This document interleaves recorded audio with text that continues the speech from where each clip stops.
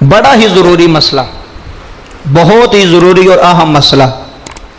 मैनू पता है असी जिन्ने बैठे हैं ना, सोच 99% बंदे ने इस मसले का पता नहीं होना। मैं बयान करांगा, मैनू मेरे इलम च भी इजाफा होएगा, तुहाडे च भी इजाफा होएगा। इन्हां चीज़ों को मिंबर तो बयान करना बड़ा ज़रूरी है। कई बार मौलवी साहब झकते रहते हैं भी यार मैं मसला बयान किया, लोग मजाक करनगे। कई अगले बंदे अंदर यह मसला शरीयत ने हर चीज़ खोल के रखी, शरीयत ने शर्म नहीं की, हर चीज़ खोल के रखी। अगर मियाँ बीवी का मसला आया शरीयत ने वो बयान किया है, अगर हैज़ का मसला आया शरीयत ने वो बयान किया है, अगर नपाकी का मसला आया शरीयत ने वो बयान किया है। हुण मसला की है कि मर्द वास्ते औरत वास्ते बड़ा ज़रूरी मसला कि ज़ेरे नाफ बाल, समझ आ रही है ना, तवज्जो ना सुनियो जिन्हें नौजवान बैठे हो। ज़ेरे नाफ बाल जिहड़ी सफाई करनी असां, ज़ेरे नाफ बाल जिहड़े ने उतारने ने, शरीयत की कहती है कि किन्ने दिनों में उतारे जान।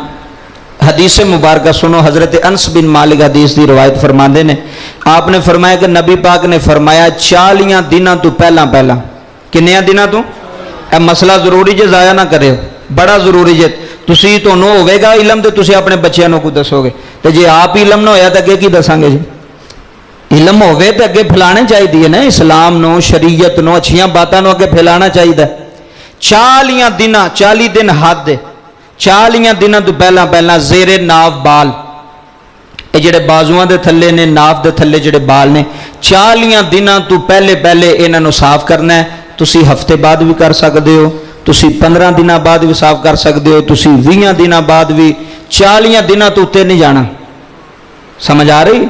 मैं जी शरीयत ने हद की है, हदीस मिलती है, हज़रत अनस फरमाते हैं नबी पाक ने फरमाया कि 40 दिनों के पहले पहले ज़ेरे नाफ बाल, बगलों के बाल जोड़े ने इन्हों साफ करना, सफाई करनी है। 40 दिन तो उत्ते दिन नहीं होने चाहिए, वगरना बंदा गुनाहगार होएगा। जिन्ने दिन उत्ते होंदे जाणगे गुनाहगार होएगा, गुनाह के जुमरे में आएगा।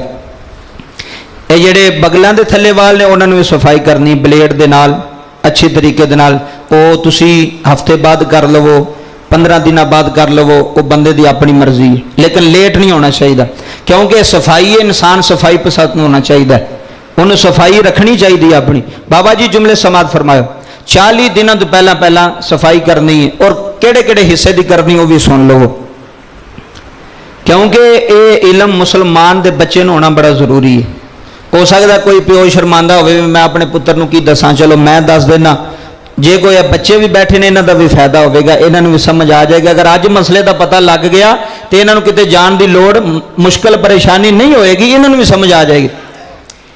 शरीयत आंदी है जेडे बगल के थले वाल ने ये उतारने ने, ब्लेड के नाल सफाई करनी। ए नाफ जी है ना, जिन्होंने अपनी जुबान च असीं धुन्नी आने, नाफ उर्दू जुबान का लफज है। नाफ, नाफ के बिल्कुल थल्लियों नहीं शुरू कर देना।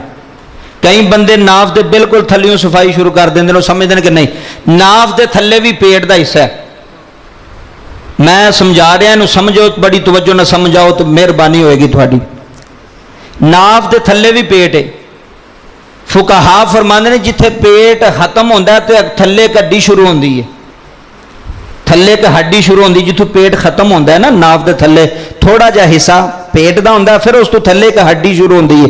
उस हड्डी तो तुसी सफाई करनी शुरू करनी है, उस हड्डी तो सफाई करनी शुरू करनी है। राना तो जेडे तुहाड़ियां लत्तां ने, रान ने, लत्तां तो उस हड्डी के थल्लों सफाई करनी तुसी शुरू करनी है। और सफाई अच्छे तरीके नाल ब्लेड ना करनी है कि जिथे जिथे पसीना होंदा बंदे नूं, ये हर बंदे ने इस चीज़ का इलम है, जिथे जिथे पसीना आ रहा है, जिथे जिथे आला तनासुल बंदे का लगता है, उथों उथों तक जिहड़ा ना वो सफाई करनी है सही तरीके नाल। सफाई इस वास्ते करने आ कि जेडे बाल होंदे ने ना, वाल बंदे दे, उहदे नाल नजासत लग जाती है। समझ रहे हो गल नूं?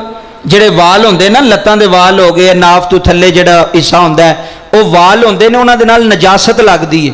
हो सकदा कई बारी धोण दे नाल भी वो ना लथे।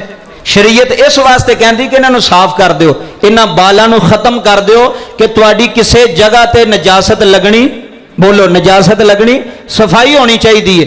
जिथों जिथों तक तुसी मुनासिब समझते हो, उथों उथों तक जिथे आला तनासुल लग रहा है, तुसी अपनी दोवां रानां तो नाफ के थले जिहड़ा हिस्सा है हड्डी का, उथों सफाई कर सकते हो।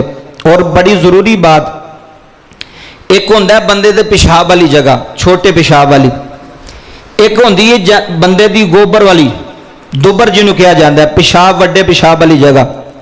तो जिहड़ा वड्डे पेशाब वाली जगह अगर उत्थे भी बाल ने तो शरीयत कहती उत्थों भी उतारो। आ रही है? पहला तुहानूं किसी ने मसला दस्या होना, मैं मिंबर पर बैठा जी, लेकिन मेरा हक बनता है कि जो मैनू इलम है मैं थोड़े तक पहुँचावां। शरीयत में पहला क्या शर्म नहीं करती, अगर शर्म विच रहोगे तो पाक नहीं होवोगे, सारी जिंदगी नापाक रहोगे।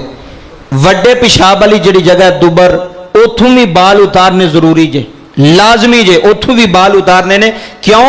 जो बंदा वड्डा पेशाब करता है तो नजासत बालों के नाल लग जाती है, कई बारी धोंदियां भी वो नहीं लथदी, वो बंदा नापाक रहिंदा जे, बंदा नजासत विच रहिंदा है। इस वास्ते शरीयत कहती है दी सफाई करो, अच्छे तरीके नाल सफाई करो। यह मसला बड़ा जरूरी है, इनू समझ जाओ तो फायदा होगा, नहीं तो सारी जिंदगी तुसी नापाक रहना जे अगर इन्हां मसलिਆਂ ਨੂੰ समझे ना। जिथों तक हो सकता सफाई करो, 40 दिनों तो पहले 40 दिनों तो उत्ते नहीं जान देना। अल्लाह मैनू और तुहानू जो कुछ मैं इलम के मुताबिक बयान किया, अल्लाह अमल की तौफीक अता फरमाए। जे कोई चीज़ रह गई तो अल्लाह उस पर माफ़ी अता फरमाए। आमीन। अल्लाह अमल की तौफीक अता फरमाए।